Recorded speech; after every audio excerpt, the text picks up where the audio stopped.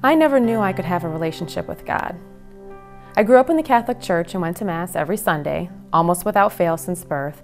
So if you would have asked me 10 years ago if I knew God, I would have told you, absolutely, He's number one in my life. Boy, was I wrong. In my 35 years, I have suffered many losses. I had 2 close friends and my 19-year-old cousin killed in separate car accidents in high school.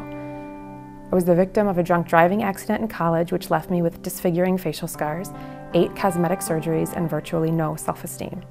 My grandmother died shortly after my daughter was born, and 8 months later, my grandfather followed. Just 2 weeks after we buried him, my godmother was diagnosed with cancer, and after fighting for 2 years, she was gone as well. 2 weeks after we buried her, David and I lost a baby in utero at 12 weeks. It was a lot to take in such a short amount of time. But I never blamed God for those tragedies. Bad things happen to everybody, and I didn't expect any special treatment. But I also thought I was done grieving and healing. I thought I had faced it all. I prayed, I cried, end of story. I was wrong once again.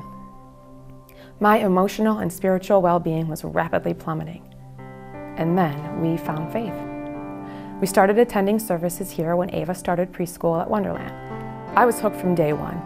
Pastor Klinowski's sermons pulled me in immediately, and I was riveted to his words. "Give your burdens to God," he said.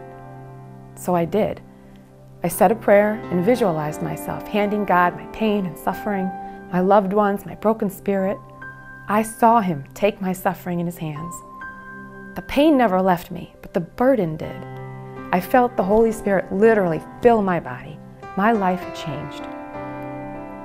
A few weeks ago, Carla Bernard asked me to present a stewardship speech to the faith community, and I was overwhelmed by the offer. The second she asked me, I knew my answer would be no, but I let her talk and asked if I could think about it. Public speaking isn't something that I can do. Talk about my relationship with God in front of an entire congregation at 2 services. Are you kidding me? I sent Carla a note about a week later telling her I just couldn't do it. But man, I struggled with that decision. I prayed and I prayed about it. God, I wish so much to be able to share my story with all these wonderful people. They have all welcomed me and helped to change my life. If there was some way to write it without having to stand up in front of everyone, you gave me the gift of the written word, and that is how I could tell my story. But no, I had officially declined, and I knew that was that. Not long after I turned down the offer, Carla approached me again. Since I was so terrified of physically presenting the speech, she wondered if I could write something to be videotaped instead. That way I could share my story without challenging my fear of public speaking. I was stunned. Write it? God was listening. He heard me and He answered. You know, my mother always has a saying in our family, put your hand out and whatever you need, you will be given. I guess that doesn't just apply to my family. God works like that too, only I never truly knew it.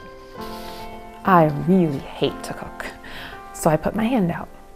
Come to church for a soup supper every Wednesday. My children and I aren't connecting, and I can't balance being a mother, a wife, and a person all in the same moment. I put my hand out. Parenting group starts this Sunday, I read in the bulletin. What am I going to do with the kids after school gets out in June? I put my hand out. Sign up for VBS, 2 weeks to choose from. And my greatest handout from faith, after silently suffering daily since my miscarriage, I was truly hitting bottom. So I put my hand out once again.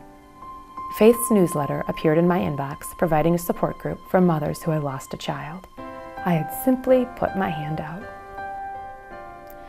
Growing up, we heard a lot of sermons from the altar about giving money to the church. In my young mind, I never understood how the priest could use that time to ask for money. I actually thought it would have the opposite effect on the congregation. But I guess I just wasn't receiving what I needed. When we first talked about joining this church, Pastor Klinowski was very firm in telling us never to give a dime to Faith if it didn't feel good to do so. What a freedom that was to hear. So every week when I write my check, I never feel like I'm paying a bill. I feel like I'm feeding my spirit. On November 13th, we will each be asked to make our financial pledge to the church.